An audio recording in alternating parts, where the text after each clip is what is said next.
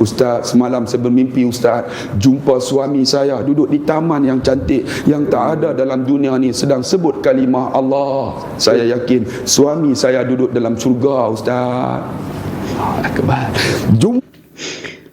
Sumpah ini apa ya, ceritanya mengharukan banget ya, membuat saya iri dan sulit loh untuk mendapatkan kesempatan orang macam dia bisa mati dalam apa, masih pakaian kayak ihramnya. Sumpah saya iri banget, saya terharu, sekaligus saya merasa pengen seperti dia itu.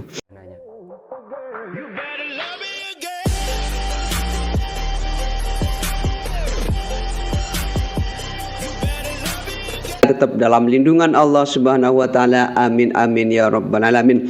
Oke, pada kesempatan kali ini kita akan ngaji kepada Ustadz Abdullah Khairi ya, yang mana Ustadz ini teman-teman sudah pasti pernah ngaji dan juga pernah dengar ceramah-ceramah beliau. Dan pada saat ini program ngaji bareng kita akan diisi oleh Ustadz Abdullah Khairi ini. Seperti biasa, bagi teman-teman yang mau menonton video aslinya silahkan kunjungi link di bawah deskripsi ini. Dan seperti biasa, bagi teman-teman yang mau ngaji bareng bersama saya, jangan lupa buka mata, buka telinga, dan buka hati. Bismillahirrahmanirrahim. Don't go anywhere, stay here and check it out. Yang saya kasihi pengacara majlis Tuan Imam Ahli Jawatan Kuasa Surau At-Taqwa Seksyen 7, tuan-tuan sidang hadirin yang dikasihi dan dirahmati Allah Subhanahu wa taala. Tuan-tuan kenal tak saya ni? Tak kenal ya? Yang Seksyen 8 mungkin kenal. Saya ialah ustaz yang ditukarkan tindakan tata tertib daripada Pulau Pinang ke Pulau Ketam atas membaca satu khutbah. Ya Allah, kau kalahkanlah ya Allah pemimpin yang penipu dalam pilihan raya akan datang. Yang doa tu aku tu 24 jam kena tukar. Alhamdulillah. Kena tukar apa itu? Ditukarkan pada 1 Ramadan. Tindakan tata tertib. Zalim tak zalim tuan-tuan? Dipisahkan dengan anak dan isteri, dengan mak dan ayah, dengan kuliah-kuliah di Pulau Pinang, Kedah, Perlis dan sebagainya. 24 jam. Tata tertib ni maksud dia tuan-tuan, tak ada penilaian prestasi, tak ada kenaikan pangkat. Saya kena duduk di Pulau Ketam selama 2 tahun. Wajib. Tak apalah, hari pertama 1 Ramadan kena tukar. Saya pun pergilah 1 Ramadan. Isteri saya bekalkan saya sebotol air zam-zam dengan sepaket buah tamar ajwa. Isteri saya kata, abang pergilah. Saya pun pergilah. Hari pertama dapatlah rumah sewa, seorang-seorang aja. Rumah tu besar, ada 4 pintu, 4 bilik. Duduk tunggu azan. Allahu akbar, Allahu akbar. Pegang buah kurma, nak bubuh dalam mulut, nak telan tak masuk. Oh, nampak gelak tak kena gambar. Ambil air zam-zam, nak teguk air zam-zam, telan, teringat isteri. Anak tak teringat sangat. Teringat anak, teringat mak dan ayah. Mak saya tu, apa yang dia nak, saya yang urus. Pergi hospital, angkat, mandi, semua saya lah. Allah. Tapi tak apalah. Hari kedua dalam hati, ya Allah, aku buka puasa seorang-seorang aja. Apa salahnya aku buka puasa di masjid negeri, kan, Sultan Salahuddin. Saya pun pergilah. Rupanya tuan-tuan, buka puasa di masjid negeri 2,000 orang. Ramainya. Saya sampai-sampai 7 suku. Pergi-pergi kena beratur lah tuan-tuan. Panjang sangat. Pakai jubah. Saya pun pegang pinggan nak ambil nasi. Ingat orang tak kenal. Rupanya orang kenal. Ustaz pun datang juga. Saya kata tak datang apa, di rumah aku apa. Tak ada. Beratur sampai-sampai 7.25. Dah masuk waktu. Ambil nasi bubur, ambil lauk. Cari-cari tempat duduk, tak ada tuan-tuan. Penuh. Hari kedua saya berbuka puasa di tangga Masjid Shah Alam. Tapi alhamdulillah tuan-tuan, ketika sana ditukarkan, dia semangat. Saya dapat surat ditukar tata tertib, dipindahkan. Sedang saya ni JU kebangsaan, pentaksir negeri. kan, motivator seluruh Malaysia. Baru balik daripada Korea baru ni, Korea, Jepun, China, kemudian pergi Manila atas urusan motivasi. Dan saya berceramah pernah di Melbourne di Australia. Tapi itu semua tidak menjadi hal kepada UMNO dan Barisan disebut. Oh okey ya. UMNO dan Barisan Nasional ditukar 24 jam. Allahu Akbar. Bila ditukar, saya dapat surat pengetua ni tuan-tuan baik dengan saya. Walaupun pengetua ni tak mana-mana parti. Saya tak ada masalah Parti tuan-tuan mana-mana di sekolah. parti Kita guru motivator kan. Bila dapat dia nak bagi surat tu, dia sedih tuan-tuan. Saya balik daripada umrah, dia pegang surat tu, dia simpan seminggu. Dia tak nak bagi supaya saya duduk di situ. Kemudian bila dah tekanan daripada atas, dia panggil saya masuk dalam bilik. Cikgu lain semua tak tahu, saya pun tak tahu. Ustaz tahu tak kenapa saya panggil? Tak tahulah. Ustaz ditukar 24 jam. Saya tengok-tengok, tak apa cikgu, ini semua bukan kerja manusia, ni kerja Allah. Saya kata, saya akan pergi. Ustaz dia pegang tangan saya, dia tarik saya bangun, kemudian dia peluk saya, dia menangis di atas bahu saya. Pengetua hebat, menangis. Ustaz, saya minta maaf Ustaz, bukan kerja saya. Saya kata bukan kerja cikgu, ni kerja ada orang yang lain. Kemudian saya bawa surat ni nak bagi tahu dekat isteri. Sampai di rumah, tengok muka isteri. Yang kita panggil yang isteri kita. Yang abang kenapa? Abang kena tukar 24 jam. Ke mana? Ke Pulau Ketam, jauhnya. Abang cadang, abang tak nak pergi. Tahu isteri salihah dia kata apa? Abang pergi, dia kata. Saya tunggu di Pulau Pinang. Oh, semangat tu yang aku pergi. Bila isteri suruh pergi, dalam hati, bagaimana nak bagi tahu mak dan ayah ni? Mak tak sihat, kencing manis, darah tinggi, lemah jantung semua dah. Kalau aku bagi nanti lemah jantung, dia meninggal pula kan. Pergi rumah mak, sebelah rumah je, sembang setengah jam. Dah habis setengah jam, mak, orang utara, cek kena tukar ke mana pula? Rupanya dia ingat Pulau Ketam tu sebelah Pulau Jerjak. Dia tak tahu Pulau Ketam tu punya jauh. Mak, cik kena tukar ke Pulau Ketam. Tak apalah, dia kata pergi dekat aja. Saya kata mak tahu tak dekat kat mana? Tak tahu. Pelabuhan Kelang naik bot pula 45 minit. Jauhnya. Mak kalau macam tu tak nak pergi ya mak. Mak dah tak sihat. Dia kata apa? Pergilah. Mak, kalau saya pergi mak mati macam mana? Kalau aku mati, kamu sembahyang, kamu doa di Pulau Ketam, aku dapat pahala dalam kubur. Allahu Akbar. Semangatnya. Itu yang saya pergi tuan-tuan. Duduk lebih kurang bulan 7, 8, 9, 10, 11. Tapi tuan-tuan, perancangan Allah lebih hebat daripada perancangan manusia. Ada orang tuan-tuan, dengan kelebihan yang ada, dia tukarkan dengan siapa pun tak tahu. Melalui internet, ditukarkan saya ke jalan kebun. Sepatutnya saya kena duduk 2 tahun. Alhamdulillah, sekarang ni di Pulau Kebun. Di Pulau Kebun. Jalan Kebun. Saya pergi jumpa pengetua fikir. Alhamdulillah, cikgu dekat 130 orang. Semua pembangkang. Alhamdulillah tuan-tuan. Itu yang Tuhan kata, ya Allah, wa makaru wa makarallah wallahu khairul makirin. Tuan-tuan, perancangan mereka ingat hebat, perancangan Allah lebih hebat. Saya duduk di Jalan Kebun sekarang ni, tapi saya ambil cuti 1 tahun mulai 1 Mac. Tuan-tuan boleh jemput saya, ceramah politik, ceramah motivasi, ceramah anywhere, any place, anytime, I will be there, no problem. Saya sepenuh masa sekarang. 1 hari bulan, hari Jumaat ni. Sekarang ni belum lagi lah. Panggil ya, ceramah kelompok ke, ceramah naik pentas ke, ceramah. Hari Khamis baru ni saya ceramah di Taman Rakyat dekat dengan Seri Andalas. Lepas kuliah tu, dia kata, Ustaz, malam ni Anwar Ibrahim datang. Saya kata saya nak pergi juga. Dia bawa motosikal, bawa rupanya bawa sampai atas pentas. Ustaz ceramah 10 minit. Saya ceramah 10 minit. Pom ceramah India. Ustaz, you among the strongest people in the world.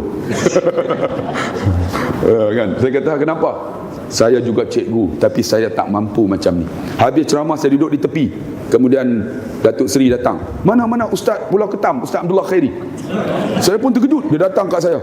Ni kau Ustaz Abdullah Khairi. Lama dah dengar dia kata. Saya duduk kawasan dia, Lahar Yoi tuan-tuan. Lama dah dengar. Ni kau Ustaz Abdullah Khairi. Ustaz, sabar banyak-banyak Ustaz. Saya kata apa? Ustaz Datuk Seri, saya kena tukar Pulau Ketam, tak ada masalah. Datuk Seri kena penjara lagi teruk. Betul dia kata. Ustaz sabar ya. InsyaAllah saya sabar dia kata. Dalam hati saya, tak apa. Kalau PR menang, aku tukar mereka ke Pulau Sotong pula. Saja je lawak tuan-tuan. Hadirin yang dikasih sekalian. Geram tu geram juga makcik oi kan. Tapi dalam hati je, bukan kita nak buat tak buat. Orang buat kat kita tuan-tuan, dia bagi najis, kita bagi buah apple kat dia. Supaya apa? Mereka undi kita. Hadirin yang dikasih sekalian. Saya nak bagi tahu, perjalanan hidup kita ni, seorang ustaz, seorang individu, kontraktor ke, perjalanan kita masih jauh tuan-tuan. Sebab tu saya berani berada di mana pentas untuk menyatakan kebenaran walaupun saya ditukar. Sebab apa? Perjalanan tuan-tuan nak mati ada 7 perkara lagi. Pertamanya namanya sakaratul maut. Ni sakaratul maut ni.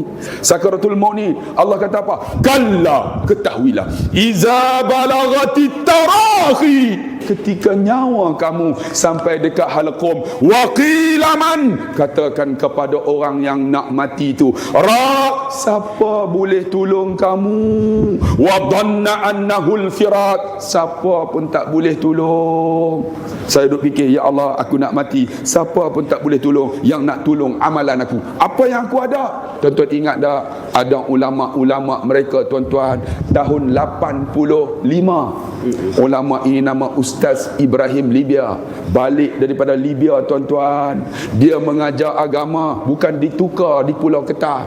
Dia ditembak pada pukul 4 pagi oleh polis, terburai perutnya. Saya tak terburai perut tuan-tuan, dia terburai perut, mati depan isteri dia. Tuan-tuan ingat tak? Saya ingat balik, ya Allah, dia ditembak, aku ditukar je, mati tuan-tuan, sampai masa Tuhan ambil.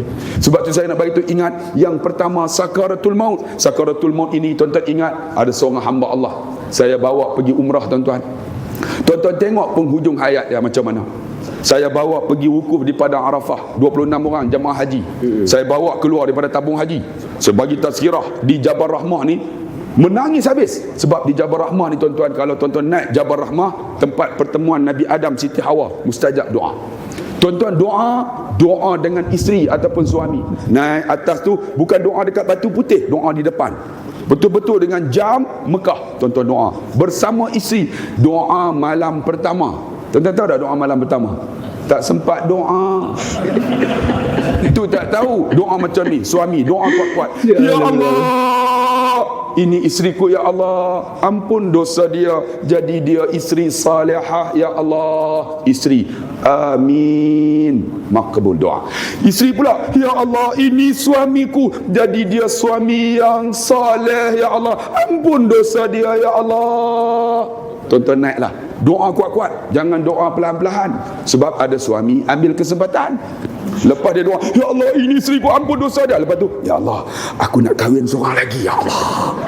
Isteri amin, tak dengar, balik makbul tuan-tuan. Jaga tuan-tuan. Jadi di situ tu masa wukuf, doa mustajab. Saya bagi tazkirah, menangis habis. Kemudian saya kata, pak cik, mak cik yang bersama dengan saya, carilah mana-mana tempat di Jabal Rahmah ni, tempat wukuf ini, pergi doa bersama isteri. Pak cik ni umur 82, dia tak boleh bangun, dia duduk sebelah saya. Isteri dia ujung. Tuan-tuan tahu dia doa apa? Ya Allah, kau bagi ya Allah, aku mati ya Allah di dalam kain ihram yang ku pakai ini ya Allah. Masya Allah. Tak pernah orang doa mati dalam kain ihram. Selalu orang doa apa? Ya Allah, murah rezekiku ya Allah. Ya Allah, bagiku panjang umur ya Allah. Ya Allah, anakku nak kahwin ya Allah. Temukan jodoh. Tapi dia doa, ya Allah, kau bagilah aku mati ya Allah dalam kain ihram yang aku pakai ini ya Allah. Ya Allah. Dia menangis. Isteri dia duduk ujung, amin, amin, tak dengar. Saya dengar. Aish, pak cik ni pelik. Habis dia doa, dia menangis, dia kesat air mata. Pak cik, kenapa doa macam tu? Ustaz selalu bagi tazkirah, hajjul mabrur, haji yang diterima oleh Allah, laisal jaza, tiada balasan, illal jannah, kecuali syurga. Kalau saya mati dalam kain ihram ni ustaz, saya jamin masuk syurga ustaz. Allahu Akbar. Saya kata, ya Allah, pak cik ni tak apalah. Habis sembahyang zuhur dah dia jamak sekali dengan asar, kemudian masuk maghrib siap jamak, kemudian lepas Aisyah jamaah, jom kita pergi Muzdalifah. Kalau tak boleh sampai, kita jam zahmah, kita patah balik, kita pergi Mekah, kita tawaf, kita sa'i, kita buat tahlul sani. Tuan-tuan, bila sebut aja Tuhan makbul. Sampai di Muzdalifah tak boleh masuk jam. Saya kata driver, kona masuk Mekah. Dia pun balik ke Mekah tuan-tuan. Masa tu, kalau tuan-tuan tahu, masa malam Muzdalifah balik Mekah. Balik tawaf, masa itulah kerajaan Arab Saudi membenarkan dif kehormat tawaf. Menteri-menteri seluruh Malaysia, menteri-menteri seluruh dunia, menteri besar seluruh dunia, sultan-sultan seluruh dunia. Jadi saya pun dengan jamaah saya 26 orang, saya kata kita masuk sekali dalam tentera tersebut. Sebab walaupun sultan, mana boleh tawaf pakai sampin, dia tetap kena pakai kain ihram, tu tak? Mesti, wajib. Jadi dia orang tak kenal saya kata masuk sekali. Yang lain kata, Ustaz bayar Ustaz. Tak apa, dia orang tak tahu masuk. Sebab saya pun menteri juga masa tu. Menteri tak ada portfolio. Jadi semua masuk askar kawal. Bila kawal saya masuk aja rukun Yamani. Saya kata jamaah, nampak tak lampu hijau? Dulu ada line tuan-tuan, sekarang tak ada lampu hijau. Lampu hijau itu daripada dulu sampai sekarang tak diubah-ubah. Tuan-tuan jangan duk ubah ya tuan-tuan. Sampai sekarang lampu hijau tu. Itulah mulanya kita nak tawaf. Saya kata jamaah, nampak lampu hijau? Nampak. Kita mula, itu namanya dekat Hajarul Aswad. Jamaah pun siap. Saya kata okey, tawaf. Tengok sebelah saya, Khair Toyo. Tengok belah ni, Mustafa Muhammad depan Sultan Ahmad Shah tahun 2006. Saya pun tawaf lah sekali. Tengok lah, menteri besar, aku menteri juga lah. Tuan-tuan, tawaf dengan menteri, dengan raja seluruh dunia 20 minit clear. Orang jaga. Kau tu habis saya bawa jamaah saya, jom depan Multazam. Multazam ni tuan-tuan, tempat mustajab doa. Kalau boleh tuan-tuan yang tak pernah pergi umrah, tuan-tuan, pergilah tuan-tuan. Muda-muda, jangan pergi pencen, tak larat tuan-tuan. Bila muda kita boleh buat macam-macam. Saya bawa pak cik ni depan Multazam, di antara pintu Kaabah dengan Hajarul Aswad, mustajab doa. Kalau di Mekah namanya Multazam, kalau di Madinah namanya Raudah. Mustajab doa. Kalau di Mekah kita sembahyang seperti mana 100,000, satu rakaat 100,000. Ada orang sembahyang tuan-tuan pergi 40 hari, balik tak sembahyang dah. Saya kata kenapa? Dah cover Ustaz. Dia kata ada orang macam tu tuan-tuan. Jadi saya bawa pakcik ni tuan-tuan ni 26 orang duduk sebelah saya, betul-betul multazam. Pakcik nampak tak multazam? Nampak? Semua nampak? Doa. Pakcik duduk sebelah saya, dia tak doa yang lain, dia angkat tangan. Ya Allah, lebih bersungguh dia.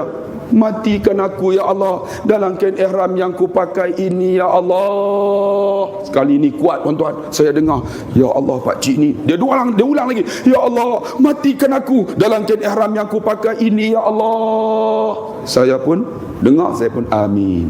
Bila amin saya kata okey, jom kita bangun, pergi cari air Zam-Zam minum. Sebab ma'u Zam-Zam fasyariba fa ahsanu fa aqamahu. Air Zam-Zam ini bila minum baik bagi dia, dia bangun berdiri ketika minum. Sebab kita minum air Zam-Zam berdiri, hala betul-betul dengan multazam. 5 syarabalah, seperti mana apa kita niat. Ya Allah, aku ada darah tinggi ya Allah, sembuh penyakit aku. Minum 3 kali teguk. Kemudian ada lagi kencing manis. Ya Allah, kencing manis ya Allah, sembuhkan penyakitku ya Allah. 3 kali teguk. Ambil pula. Ada lagi buah pinggang pula. Ya Allah, buah pinggang, sembuhkan penyakit, buah pinggang, teguk. Ada lagi tuan-tuan, apa lagi? Macam-macam penyakit. Kalau banyak sangat penyakit, ambil sekali ya. Ya Allah, panjang umur ya Allah, jalan buanglah ya Allah. Banyak sangat penyakit kan. Bila minum, pakcik ni dia minum tuan-tuan, habis minum. Okey tuan-tuan, jom kita pergi sa'i. Siapa habis dulu, saya tunggu dekat Marwah. Pakcik ni senyum aja. Ustaz, habis sa'i haji dah kan? Ya pakcik. Jom. Dia pegang isteri dia gemuk.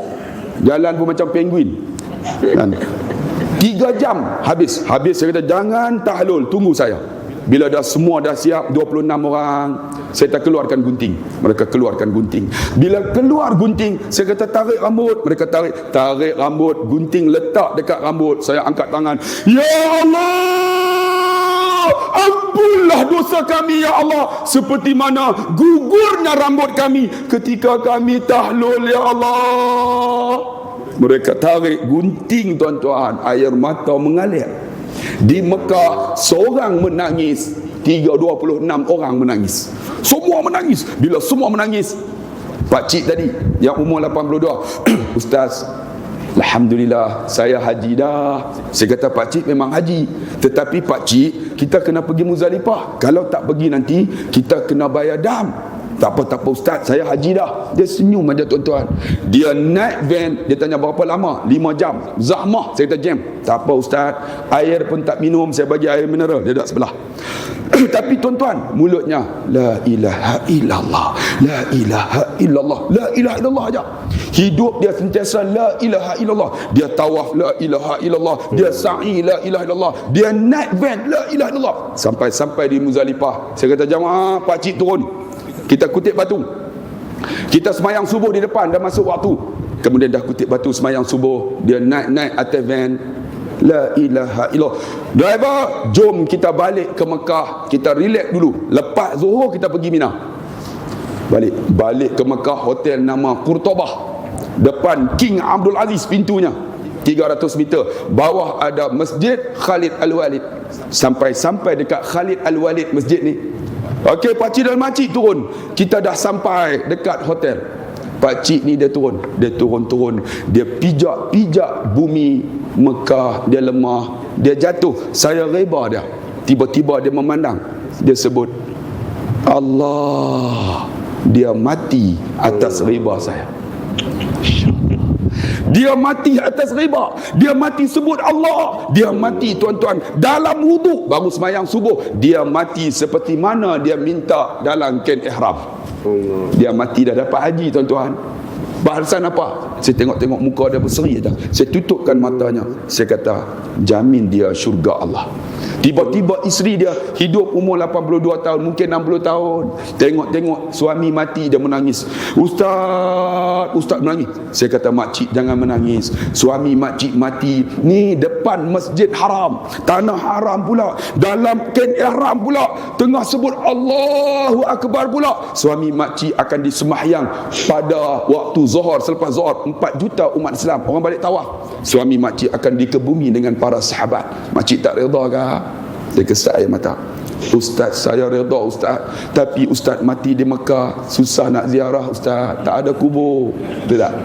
Kalau mati dekat sini boleh ziarah, mati di Mekah tak ada 6,000, tak ziarah.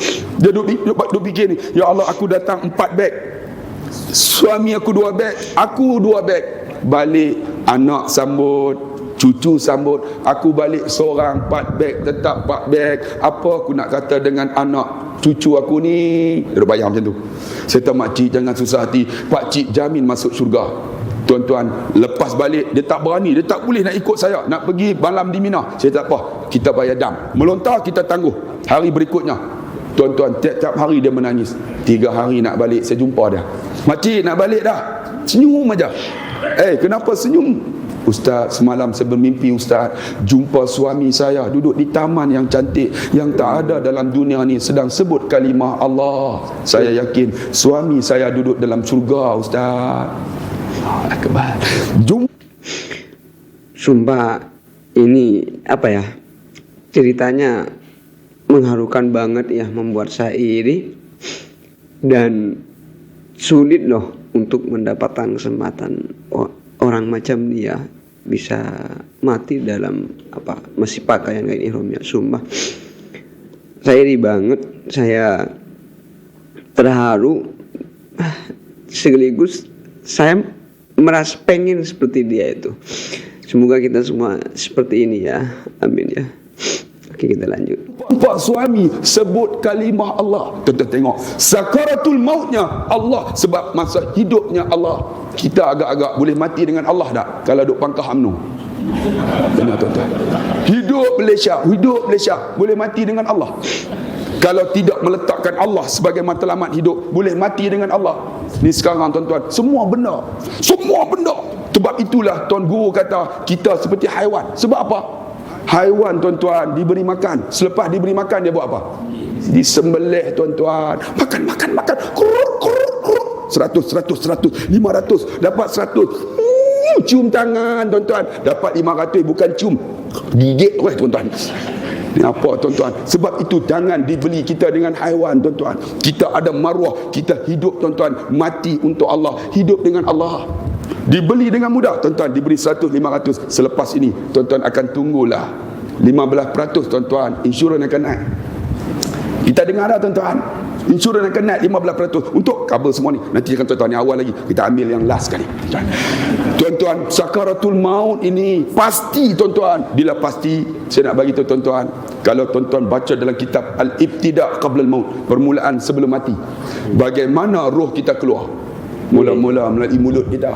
Ni mulut kita. Kalau mulut kita baca Quran, berzikir, roh apa nama tak boleh dikeluarkan melalui mulut, sebab dia baca Quran, dia berzikir.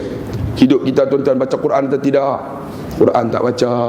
Baru ni saya tuan-tuan dikejutkan dengan panggilan daripada Pulau Pinang. Ustaz duduk dekat mana? Saya duduk Pulau Pinang. Ustaz tolong datang pukul 4.30. Saya nak kereta. Rupanya anak murid saya, Ustaz, di atas rumah ada nenek kami Ustaz. Kenapa? Ustaz tengoklah. Saya naik-naik, ada 30 orang anak dan cucu. Nenek sedang meronta, Allah rupanya sedang nak menanti siapa nak baca Quran. Saya kata ni tuan-tuan, ada 30 orang anak dan cucu, seorang tak boleh baca kah? Kami tidak diajar untuk membaca Quran. Allah Akbar. Saya kata kalau macam tu macam mana? Ustaz tolonglah Ustaz baca Quran Ustaz, dekat mak kami, nenek kami Ustaz. Saya pun tak apalah, saya ambil surah Yasin, saya duduk sebelah nenek tadi.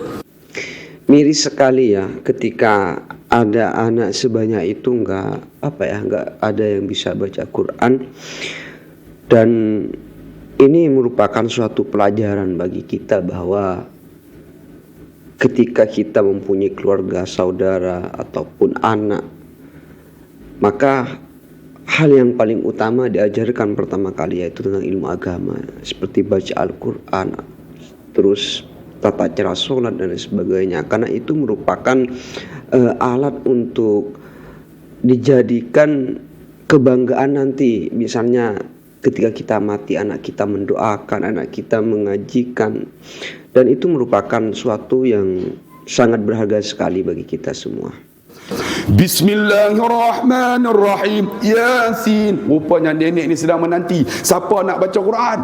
Saya baca sampai waja'alna min baini aydihim saddan wa min khalfihim saddan faghshaynahum fahum la yubsirun. Tiba-tiba Tuhan tunjuk depan mata saya, rohnya bergerak daripada hujung kaki ni, kain ni, nadinya bergerak sampai dekat lutut, sampai dekat pusat, sampai halqum, ghargharah. Bila sampai halqum, saya kata tahu dah roh nak keluar. Saya pun angkat tangan, Allahumma hawin 'alaiha fi sakaratil maut, mudah ke atasnya sakaratul maut ya Allah. Anak dia semua amin. Tiba-tiba tangannya terangkat, jatuh. Bila jatuh, walhamdulillahirabbil alamin. Saya kata nenek ni dah meninggal. Anak dia ada seorang pembantu perubatan, kita panggil deresa. Ustaz, macam mana Ustaz tahu anak mak kami mati? Saya kata saya duk mengajar sakaratul maut ni lama dah. Di antara tanda orang meninggal ialah kening ni akan jatuh selepas mati 15 minit. Dagu ni akan renggang selepas mati sebab tu tenganga. Telinga ni akan jatuh ke belakang. Cuba tuan-tuan pegang. Jatuh ke keras? Kalau jatuh tu Jumaat depan lah tu. Kalau keras tu lambat lagi lah. Kemudian belakang ni, bila mati kita tidur, dia akan rapat. Bila tak mati boleh masuk tangan. Orang yang kurus. Tunggu 15 minit. Ustaz, apa Ustaz kata betul Ustaz? Mak kami dah meninggal. Ustaz nak buat apa? Saya kata cuci najis. Ustaz nak buat apa? Angkat jenazah, letak di tempat yang elok hadap kiblat. Habis angkat, Ustaz nak buat apa? Selimutlah mak kamu. Habis selimut, Ustaz nak buat apa? Sampai tak tahu apa. Saya kata saya nak balik sekarang dah pukul 7. Saya nak balik mengajar. Ustaz tunggu Ustaz. Alah, beritahu Tok Bilal dengan Tok Imam. Ustaz, kami tak kenal Tok Imam, Tok Bilal. Kami tak pernah pergi masjid. Allahu Akbar. Saya kata tak apalah, nanti saya bagi tahu Pak Imam. Tapi sebelum saya nak balik, mana abang atau kakak yang sulung? Kakak tak ada Ustaz. Abang ada? Panggil dia. Dia duduk, saya tanya, abang, apa amalan mak abang? Mak kami Ustaz, sembahyang tak pernah tinggal. Duha di antara orang yang selalu buat. Sembahyang puasa Rejab, Syaban, Ramadan Ustaz. Syawal, puasa lagi 6. Ambil lagi 10 Muharram. Bukan yang itu. Saya nak tanya selain daripada itu. Ustaz, ni antara kita berdua. Apa dia? Ustaz, mak kami ni Ustaz, dia ada bapak, dia ada mak. Mak ni mati Ustaz, dia yang sulung, dia yang seorang-seorang. Masa tu umur 21. Bapak ni, datuk kami ni kahwin lain. Dia dah umur 21, dapat isteri baru, dapat adik kecil-kecil. Umur setahun, 2 tahun, tiba-tiba mak ni mati, datuk ni mati. Tinggal dia yang jaga. Dia tukar semua harta tanah-tanah anak yatim ini kepada nama dia. Ya Allah, dia buat macam ni, rohnya keluar melalui tangan kirinya. Saya kata, tak tengok ke Ustaz, Tuhan tunjuk depan mata Ustaz, mak kami mati, rohnya keluar melalui tangan kiri Ustaz. Apa dosa dia? Dosa dia, mak kamu makan harta anak yatim bapa saudara kamu. Ustaz, macam mana nak buat? Saya kata, faraid balik. Loh Ustaz, Tuhan tunjuk depan mata Ustaz. Yang ni kita takut tuan-tuan. Takut nyawa kita keluar melalui mulut kita. Sebab mulut tak pernah berzikir kepada Allah. Mulut tak pernah baca Quran. Tak pernah lakukan azan nak baca Quran. Sebab tu kalau bolehlah kita dengar azan, Allahu Akbar, Allahu Akbar, dengar elok-elok. Allahu Akbar, Allah Maha Besar. Ini makcik masa tu pasal malam. Allah Maha Besar, bawang besar sekilo. Allah Maha Besar ke bawang besar? Allah Maha Besar tuan-tuan. Bila tak boleh, ringkas cerita. Sebab mungkin ambil masa yang panjang. Tak boleh mulut, izai jumpa. Ya Allah, tak boleh ya Allah. Ambillah nyawanya melalui tangannya. Tangan tuan-tuan yang tuan-tuan guna untuk benda baik. Kita nak lantik pemimpin, benda baik. Tapi ada orang tuan-tuan, dia tak kisah. Lantik tak lantik, aku boleh makan sudah. Sama haiwan tuan-tuan. Pemimpin ni benda yang penting tuan-tuan, untuk mentadbir negara. Tuan-tuan ingat kan, kita itu akan bangun di padang mahsyar bersama dengan pemimpin kita. Dan orang yang dapat lindungan Allah di akhirat, arasy Allah, siapa? 7 golongan. 7. Siapa yang pertama? Imamul adil. Betul. Menunjukkan kepimpinan, benda penting. Ni ada orang kata, Ustaz, biar-biarlah siapa naik pun tak apa. Tuan-tuan, imam yang adil ini akan disoal oleh Allah satu persatu. Kita akan bangun bersama pemimpin kita. Tuan-tuan nak bangun dengan siapa? Dia nak tanya. Tuan-tuan nak bangun dengan Tok Guru ni Aziz? Saya pergi rumah dia masa Pilihan Raya Galas. Dia semayang sunat duha habis kuliah. Saya duduk sebelah dia. Tok Guru, boleh cakap sikit? Dia mau nak wayak apa? Kejap. Dia semayang 2 rakaat. Saya tunggu. Semayang. Takkan saya tak semayang? Saya pun semayang juga. Habis semayang, Tok Guru boleh? Sekejap. Semayang lagi 2 rakaat. Saya kata, lah semayang lagi. Saya pun semayang jugalah. Habis semayang, dia duduk sebelah. Tok Guru, saya nak tanya ni, agak-agak Galas kita boleh menang tak? Tuan-tuan tengok dia kata apa? Cik, kita buat kerja aja, menang kalah kerja Allah. Saya duduk senyap. Tengok dia kata apa? Kita buat kerja, menang kalah kerja Allah. Kalau saya macam mana? Hei, lama dah buat kerja, menang lagak itu. Ni Selangor tuan-tuan, pertambahan Shah Alam 30,000 pengundi hantu. Tuan-tuan macam mana nak buat? 30,000. Tuan-tuan jenuh baca ayat kursi? Tak tahulah tuan-tuan. Jenuh buat pengadang 30,000. Kota Raja 12,000 penambahan penundi. Yang kita pun tak tahu. Tingkat 5 ada hot ni. Tiba-tiba ada pendaftaran tingkat 6. Hantu mana tuan-tuan? Tuan-tuan nak baca ayat kursi macam mana tuan-tuan? Jenuh dinding tuan-tuan. Allah, saya nak bagi tahu. Ni pemimpin ni. Tuan-tuan bayang tengok. Sebab tu kan, kita nak bangun dengan siapa? Bila kata macam tu, saya kata, ya Allah, Tok Guru hebatnya. Saya kata, Tok Guru, jom kita nak bawa Tok Guru. Saya ni driver nak pergi Greek. Tuan-tuan, dia naik dalam kereta. Saya duduk jadi driver. Masuk, tutup pintu. Pum. Allahu Akbar. Ya Allah, masuk kereta, semayang lagi. Tuan-tuan pernah jumpa tak ada orang pemimpin masuk kereta semayang? Semayang dalam kereta? Dah tak?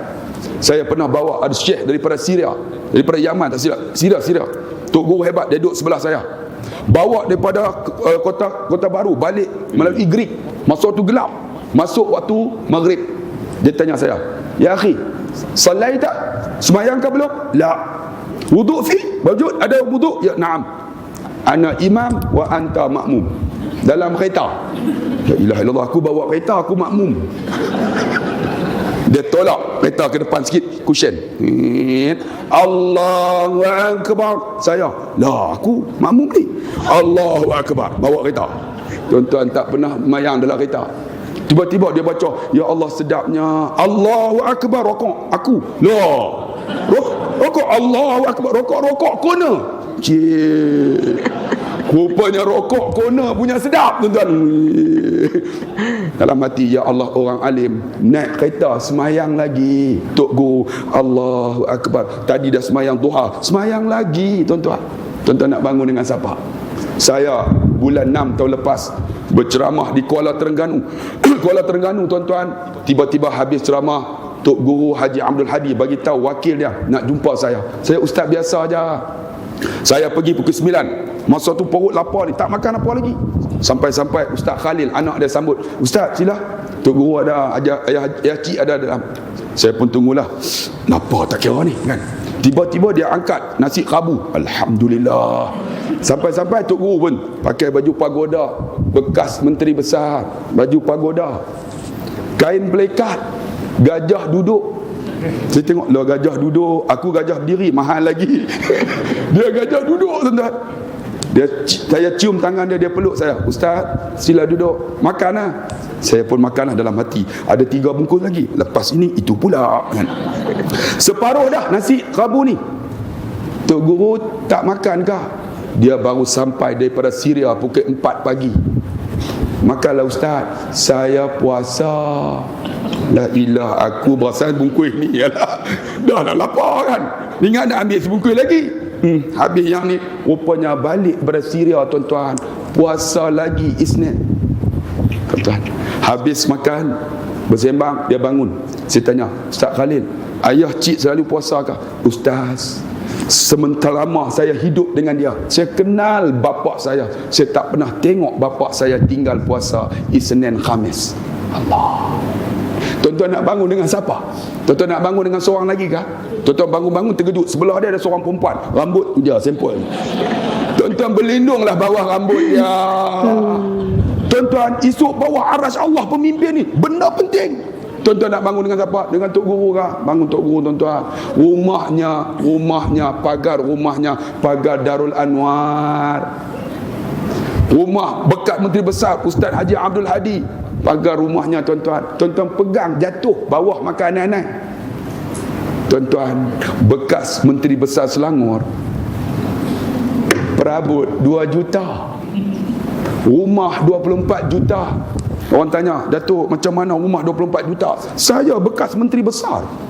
Saya dulu doktor gigi, sebulan 70,000. Doktor gigi apa, cabut gigi apa, 70,000 sebulan ni. Masa dia cabut habis dekat Selangor ni, gigi kambing, lembu, arnab semua. Tu tuan-tuan semua datang, gigi tak ada. Orang dia tutup dah tengok gigi tak ada. Tengok. Semua dicabut oleh Khair Toyol. Allah, tuan-tuan. Doktor gigi apa, tuan-tuan? Tidak lain kecuali ambil duit rakyat, tuan-tuan. Masya Allah, itulah tadi ya ceramah yang disampaikan oleh Ustadz, ataupun tadi itu lebih ke banyak cerita ya, banyak pengalaman Ustadz, yang mana salah satu cerita yang sangat menggugah saya itu pas orang itu meninggal di waktu haji ya, di waktu masih memakai kain ihram itu. Sumpah saya iri banget, saya itu merasa beruntung banget orang ini. Saya merasa bisa nggak ya saya seperti itu. Terus pokoknya macam itu jarang sekali didapat oleh kita, didapat oleh manusia pada umumnya ya. Karena itu merupakan apa ya, hal yang katakanlah 1001 ya. Jadi membuat saya tadi, ya Allah, iri banget sumpah. Apalagi pas istrinya itu sampai bermimpi dia itu sudah bersih duduk di tempat yang sangat indah. Dan ya Allah, ini sangat menggugah sekali. Belum tentu kita bisa ya, apalagi sampai itu kita berangkat ke Mekah aja belum tentu ya. Kita berangkat haji ataupun umroh itu merupakan suatu pilihan dari Allah dan panggilan dari Allah. Dan semoga kita semua nanti bisa katakanlah pergi haji ataupun umroh dan bisa seperti orang itu ya, bisa meninggal di tanah haram. Dan seperti yang dijanjikan surga Allah Subhanahu wa taala. Dan juga tadi tentang harta anak yatim, orang yang meninggal yang ruhnya keluar dari tangannya, itu juga menggugah juga, menakutkan juga. Masya Allah, lepas dari itu semua teman-teman juga mengikuti ya, semoga itu semua jadi peringatan bagi kita untuk menambah semangat kita dalam ibadah, menambah semangat kita dalam memohon ridha Allah Subhanahu wa taala, jadi semangat kita dalam dalam melakukan apa-apa perintah Allah, dan kita semua menjadi orang yang bertakwa. Amin amin ya rabbal alamin. Dan yang paling penting, jika kita tidak bisa mati di tanah haram seperti orang tadi, paling tidak kita mati dalam mampu mengucapkan kalimat la ilaha illallah Muhammadur Rasulullah sallallahu alaihi wasallam. Amin amin ya rabbal alamin. Akhirnya dari kami, ihdinas siratal mustaqim. Assalamualaikum warahmatullahi taala wabarakatuh.